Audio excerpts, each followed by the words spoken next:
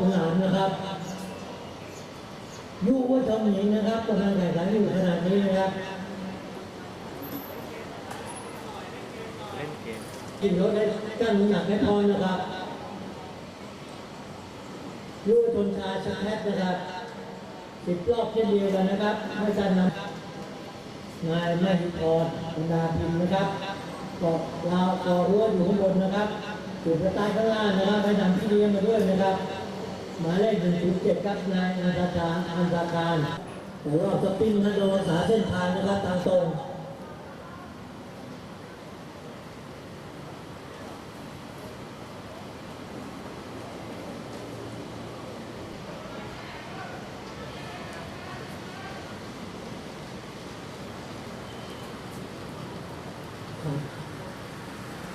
ระยะทางสั้นไปเรื่อยๆเลยนะครับ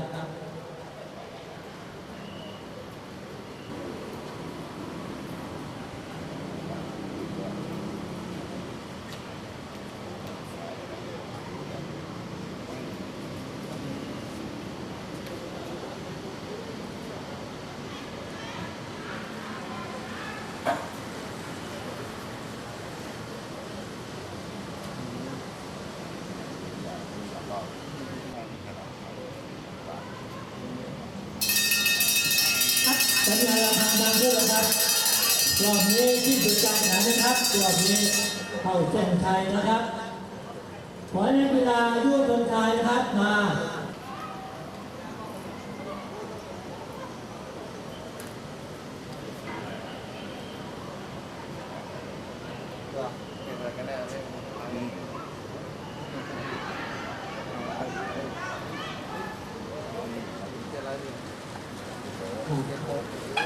เส้นชัย1 2 3พลาดไม่ได้เลยนะครับ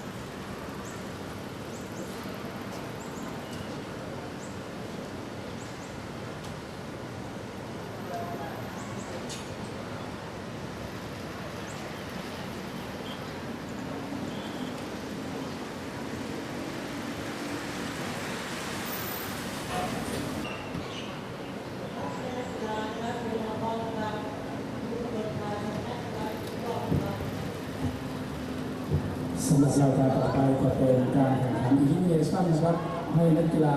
รุ่นทั่วไป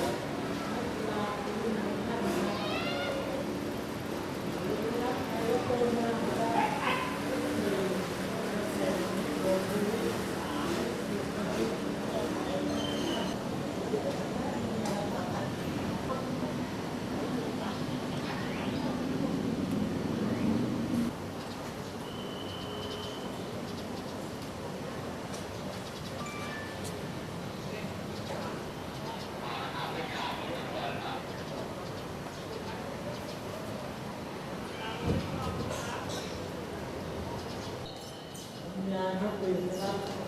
เรามีสตาร์ทไปแล้วหนึ่งรอบนะครับวางห้องหนึ่งรอบสนามนะครับ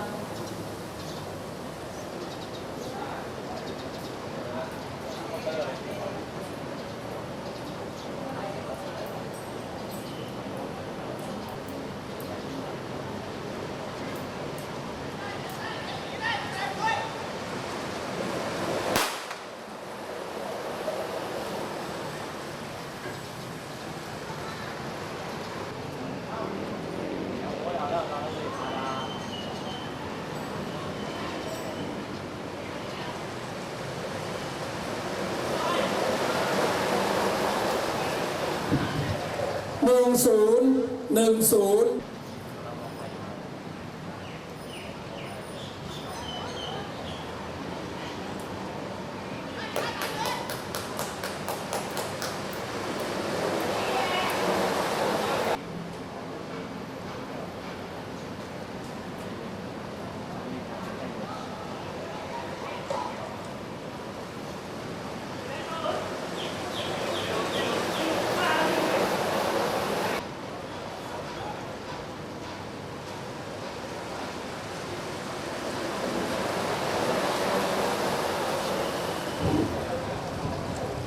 2-0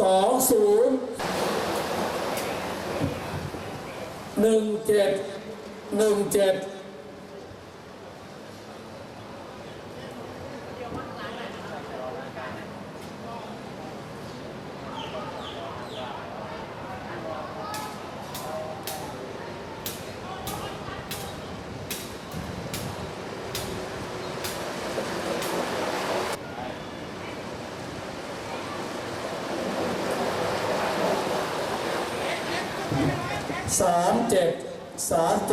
11 ปัญญาพล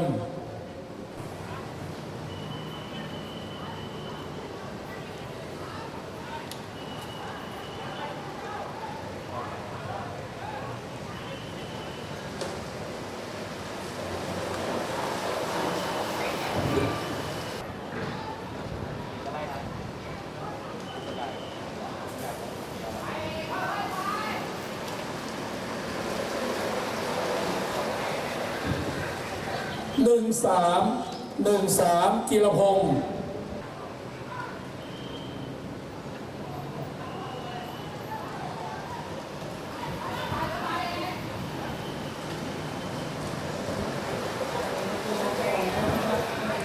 50 นันทกร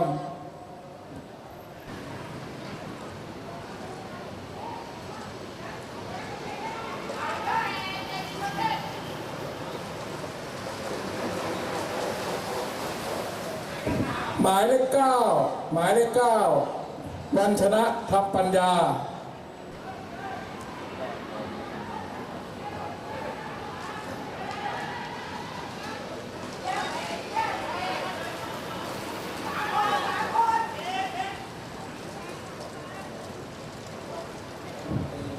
หมายเลข 1 หมายเลข 1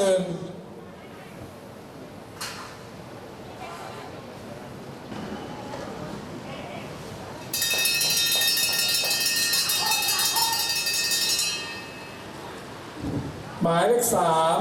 หมายเลข 3 เจษฎา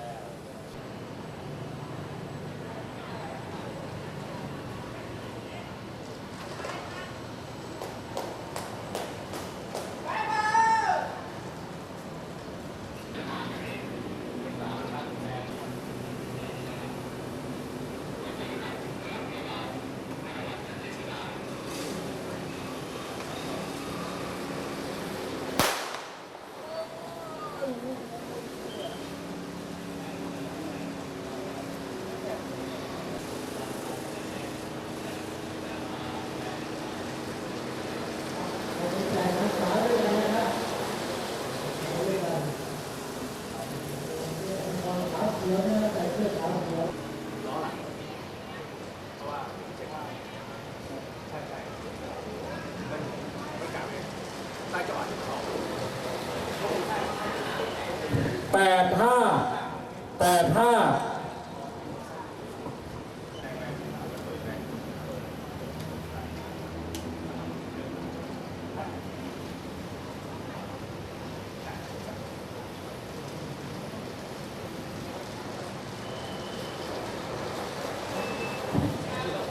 90 9 88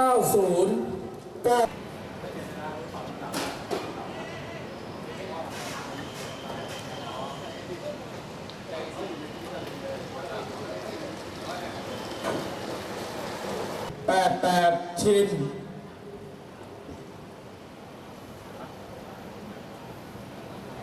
หลอดที่ชินใช่ไม่ก็คือเดี๋ยวเขา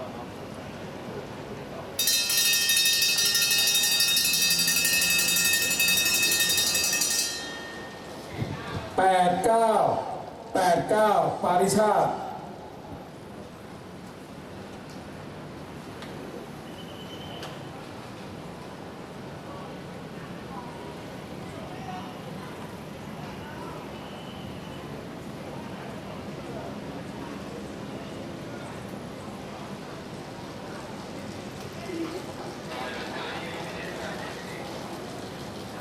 อยู่บนแนวรั้ว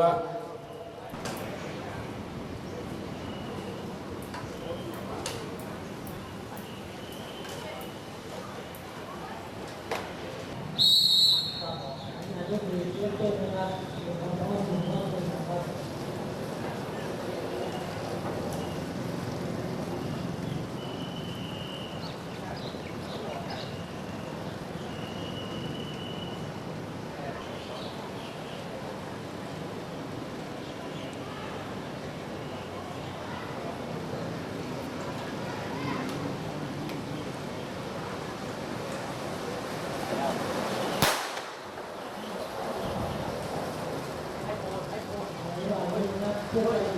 ทุกท่านนะครับ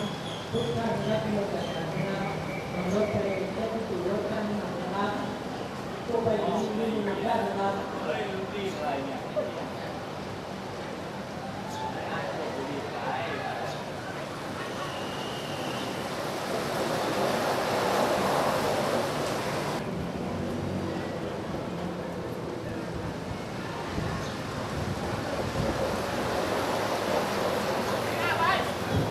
66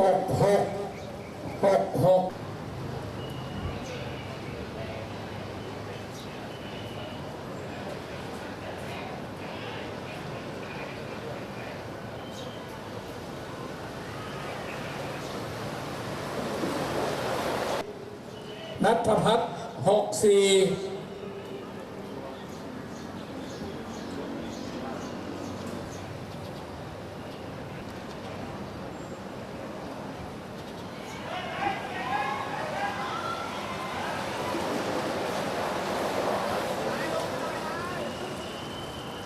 65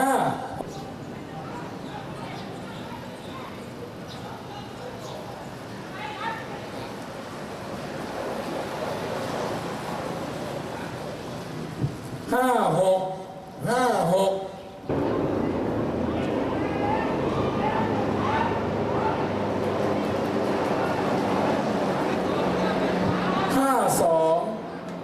52 ธีรวิทย์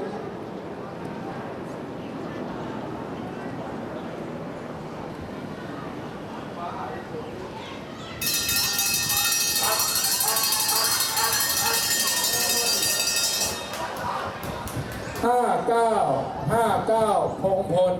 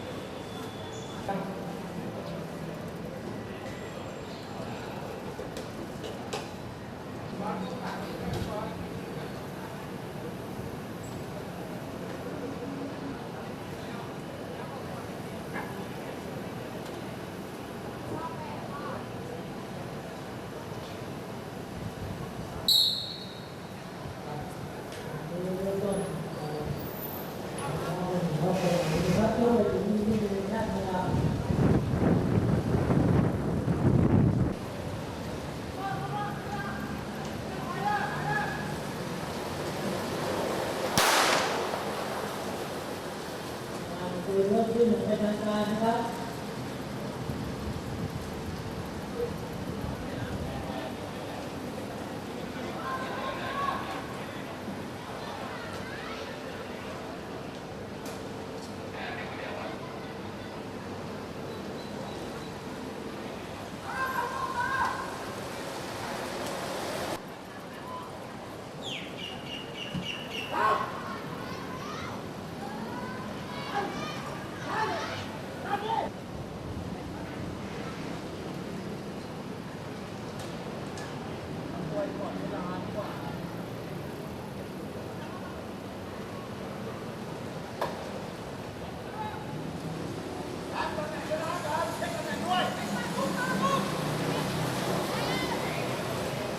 101 วรนันท์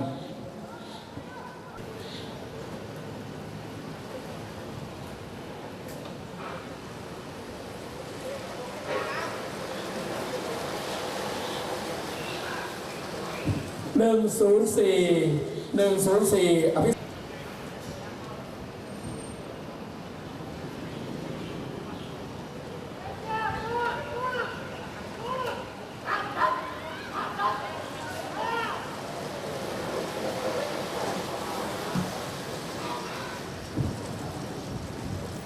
Rider number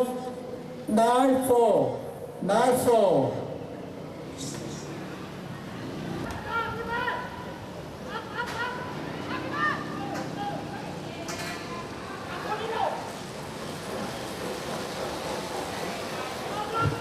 96 กัญญารัตน์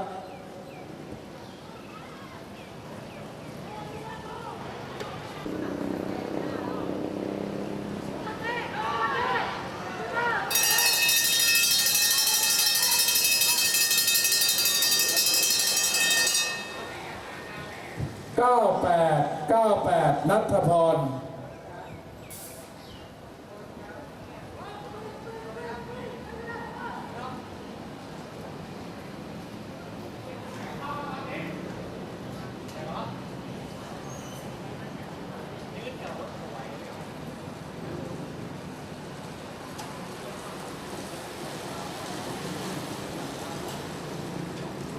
เลนที่ 7 และธนากรเลนที่ 2ท่านเดียวกันนะครับเตรียมพร้อมไว้ด้วย2 ทีมนะครับเตรียมพร้อมไว้นะครับที่คะแนนของทีม4 โมง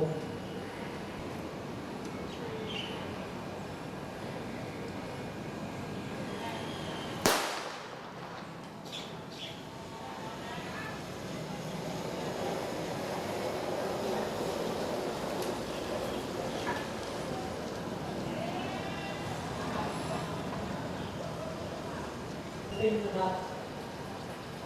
2 ข้างด้วยกันนะครับฝั่งโอและฝั่งแบ็คนะครับฝั่งโอที่คะแนนโอเป็น4 โมงที่โลกนะครับแบ็คนะครับจะมาลงที่การจังหวัดระยองนะครับ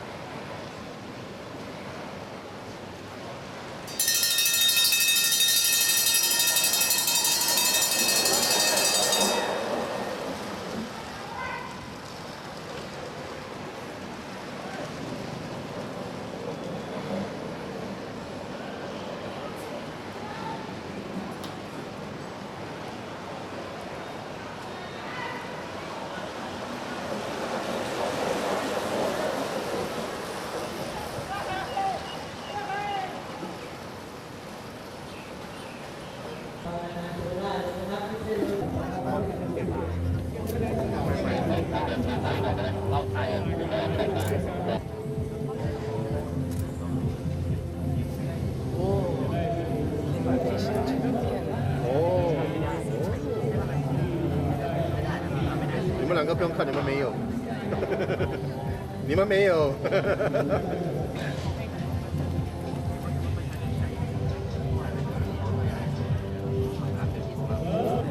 站好好，人家站好。ไม่นิดหน่อย นิดหน่อย ถ้าไม่นิดหน่อยแต่ว่าถ้ามันรับระดับแต่อย่างนี้เนี่ยค่ะมันเป็นนอกแชมเปี้ยนเนี่ยนะคะระดับประเทศ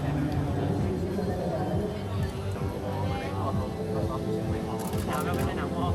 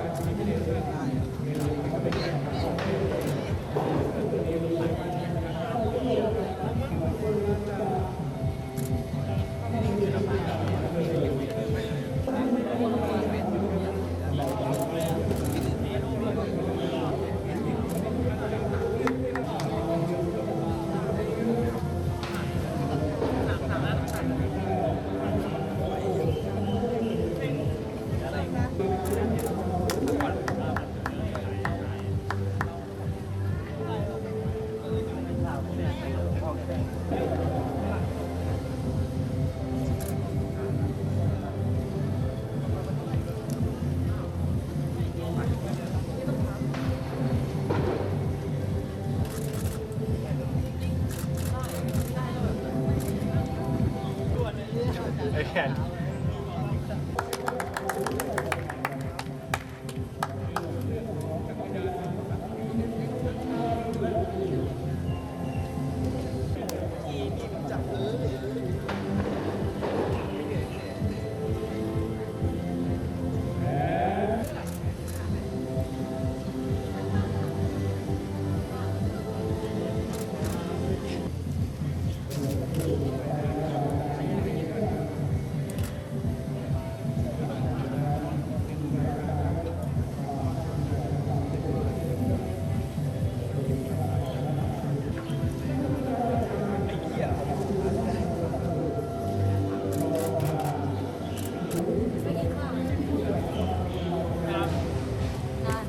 ที่มิดต้องตัดเสื้อผีตัดมิดจะบอดไปเหมือนของไอ้ผีกับยัดที่ทำไทยมันยังตัดเลย